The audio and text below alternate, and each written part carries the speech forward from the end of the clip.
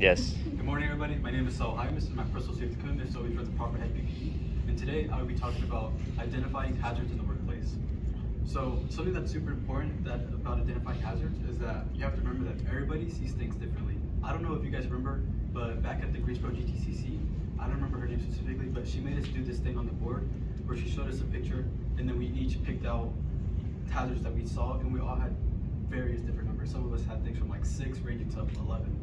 But I think it's super important that even if someone sees something that's a hazard and you don't really think it is, you should still proceed with caution. Because just because you don't know if it's a hazard doesn't mean that it won't hurt you. I've had a lot of experiences, especially at work. I used to work at Domino's a lot. I was a manager there, and something that I always do is run the oven. And one of the hottest things that come out of the oven are the pans. Like they come out, they have butter in them, they're burning hot. Like as soon as they touch your skin, they'll burn you.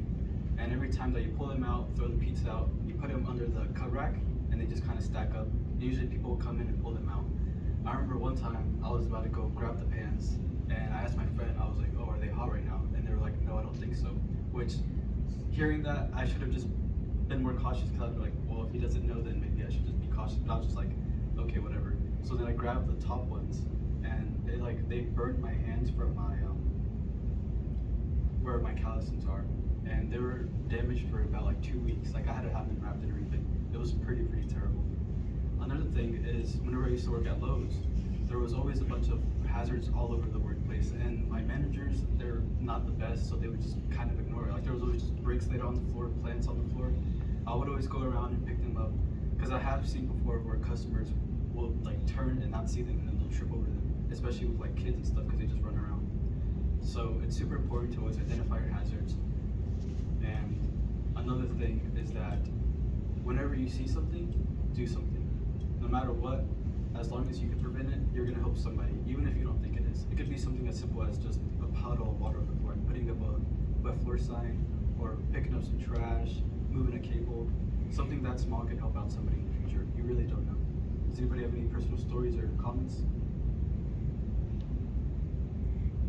My name is Elizabeth Hornbeck. My personal safety commitment is to always wear proper PPE.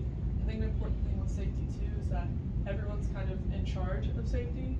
So if I see my supervisor doing something that's unsafe, I can tell them, even though they're my boss, and be like, hey, let's take a second, make this safer, get the proper tool, proper PPE, whatever it is.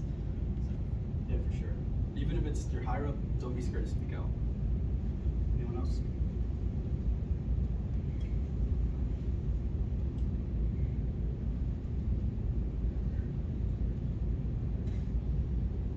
My name is Cameron Casabon. My personal safety commitment is to always wear proper PPE in the workplace. When I worked at PPG, I was on the safety team there, and I think it was monthly we had a form that we filled out, like a job safety analysis form.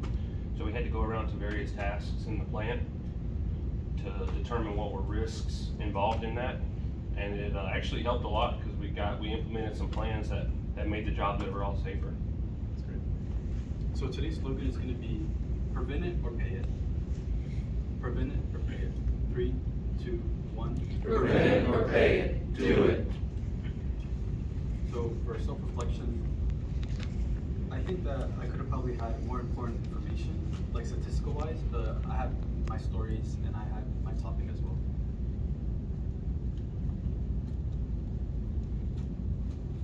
My name is Muhammad Abu Khas. My business safety is to always use the proper tool for this job. You did a good job with the eye contact.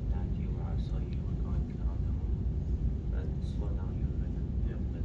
Okay. I think at the questions part, there was a pretty long pause. So I don't know if you could like try prompting with a more specific question or something like that, but that might help.